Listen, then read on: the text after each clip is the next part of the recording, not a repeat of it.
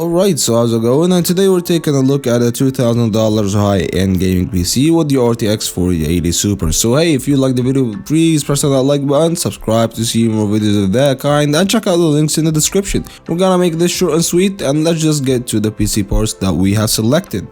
The CPU, we're looking at the AMD Ryzen 7800X3D, and I've talked a lot about how this is one of the best CPUs that you can get for gaming right now. This is the fastest CPU actually, an 8-core 16-threaded CPU based on the AM5 platform. You can have that great upgrade path to the next gen Ryzen CPUs, and on top of that you are having the 3D cache that would really benefit you when it comes to the high FPS gaming, when it comes to actually the high more graphical intensive gaming. Also, it actually is superior to the CPUs that doesn't have that 3D cache feature. So yeah, I really love this CPU. It goes for $340 to $350, and I feel like it's more of a really good, well priced CPU when it comes to the GPU that you're pairing with, being $1,100. And the board, we're looking at the Gigabyte B650M-DS3H, and I love this board because it's a pretty sturdy board. It's got really good power phases, in general. It can handle really high end next gen Ryzen CPUs that will consume actually arguably more power than the previous ones. So I really love this board. It's got 4 RAM slots. It supports DDR5 all the way up to 7000 MHz in the future, if that's actually mean anything.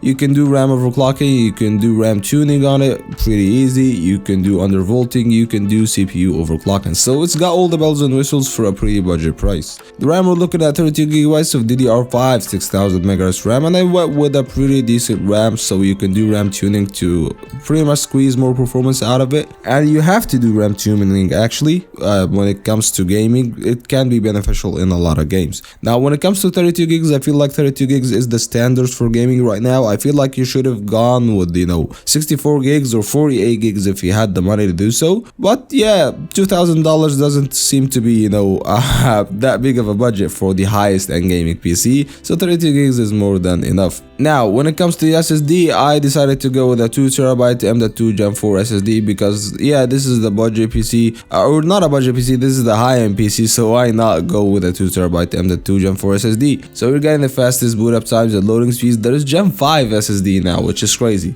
But when it comes to what it is, actually you will have really decent space and you will have really decent speeds overall. You can add an extra M.2 SSD actually if you want to. When it comes to the GPU, and you actually know what it is, we're looking at the NVIDIA RTX 4080 Super. Now yeah, this GPU goes for $1,150 right now. Might not be the best price for you, but if you want the highest and the best big thing actually in the market right now, this is the GPU for you. It does everything greatly at 1440p or even 4K. It's actually more of a 4K GPU. It's got DLSS3, it's got ray tracing, it's got the invent encoder that you'd need for the 3D intensive applications if the gaming is not the only thing you're doing.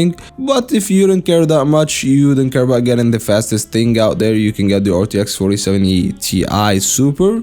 This is a pretty good GPU actually. It's kind of comparable to something like a 4080 at times when it comes to 1440p or 4K gaming. So yeah, you are not missing out on that much for a 4070 Ti Super. It kind of makes sense at some point. But yeah, if you don't care that much also about ray tracing, you only care about performance, you can go with the RX 7900X TX. This one, the only caveat is that it goes for $900. I wish it was, or it could go for something like $850 and something like that. But again, this is a high-end gaming PC. I don't think that $50 would make any difference. So yeah, all in all, any of the 3 options are a great option, but this is the 4080 Super PC. So yeah, the 4080 Super, I feel like it's a great choice.